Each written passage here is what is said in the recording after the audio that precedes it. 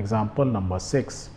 When brakes are applied to a moving vehicle, the distance is traveled before stopping is called the stopping distance.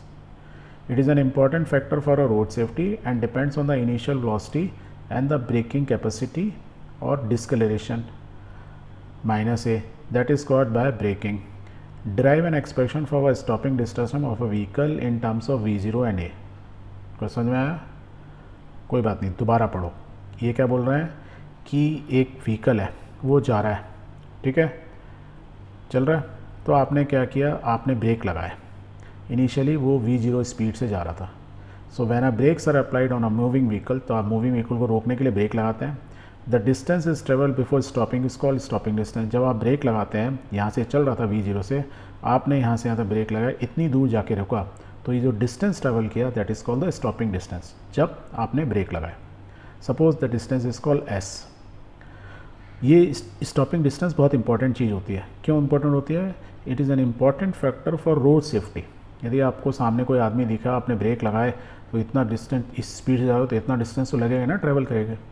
And जो आप break लगाए वो एक और चीज़ पर डिपेंड करता है. किस चीज़ पर डिपेंड करता है? स्पीड ऑफ द कार, और दूसरा ब्रेकिंग कैपेसिटी, कितनी ताकत से, जोर से ब्रेक लगाएगी, हल्के से लगाए. दैट मीन जितनी ज़्यादा ताकत से लगाऊंगा मीन्स मेरा वेलोसिटी घटेगी, मेरा एस्केलरेशन घटेगा. एस्केलरेशन को नेगेटिव में बोलते हैं, नेगेटिव एस्केलेशन या डीस्केलरेशन या रिटार्डेशन, ठीक है, वही तो ब्रेक लगाएगा. दैट मीन्स मैंने कितनी ताकत से ब्रेक लगाया, कितनी स्पीड से चल रहा था, तो वही दोनों चीज़ें डिसाइड करेंगी कि मैं टोटल डिस्टेंस कितना करूँगा, कि जो सामने आदमी खड़ा है वो बचेगा कि नहीं बचेगा. तो हम ये सामने जो आदमी था बचा नहीं बचा, वो किस पे डिपेंड कर रहा है? खाली डिस्टेंस तो है ही है, बट इम्पॉर्टेंट थिंग है इसकी फाइनल वेलोसिटी मेरी कार की, जब मैं उस बंदे के पास पहुंचूं तो 0 हो जाए.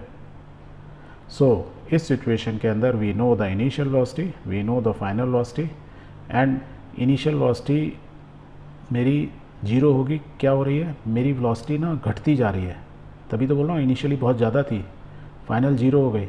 दैट मीन्स मैंने ब्रेक जो लगाया उससे रिटार्डेशन हुआ, डी एस्केलरेशन हुआ, तभी तो गाड़ी रुकी. D SQL means rate of change of velocity घटती जा रही है, इज इन नेगेटिव डायरेक्शन. तो इसको सॉल्व करने के लिए हम क्या यूज़ करेंगे? Simple, we use kinematic equations. So whatever we have given, तो will write let the distance travel by the vehicle before it stop is S. गाड़ी रुकती है, रुकने से पहले तक, जब तक वो रुकती है तो टोटल डिस्टेंस एस कर लेती है. मैंने देखा, मैंने ब्रेक लगाए, इतना डिस्टेंस हो गया travel. Then using the equation of motion, ये जो हमारे काइनेमेटिक इक्वेशंस हैं, I can say v square minus u square is equal to 2as. Okay, so we have the stopping distance. S is equal to क्या आ जाएगा? यहाँ से s is equal to आ जाएगा 2as, नीचे आ जाएगा v square minus u square upon 2a. तो यदि हमें वेलोसिटी फाइनल मालूम है, इनिशियल मालूम है, एस्केलरेशन मालूम है, मतलब रेट ऑफ डिटार्डेशन हमको मालूम ही है, माइनस ए है, तो हमारा आंसर आ जाएगा. So let's put final velocity is 0, initial is v0 square upon 2, the acceleration minus a है. So let's solve it. तो we can say s is equal to v0 square upon 2a. So this is a value. Answer आ गया. Okay, और we can से इसको यदि interpret करें, interpret करना मीन्स बताना दूसरी तरीके से. सो वी कैन से कि ये जो डिस्टेंस है, टोटल स्टॉपिंग डिस्टेंस, देखो यदि इस इक्वेशन में देखेंगे, यदि ऊपर ऊपर ही देखें, तो distance is directly proportional square of velocity, square of initial velocity. मेरी कार कितना तेज कर रही है उस पर ये डिस्टेंस डिपेंड करेगा. यही तो बोल रहा था, रोड सेफ्टी के लिए इंपॉर्टेंट है मेरी कार कितनी तेज चल रही है.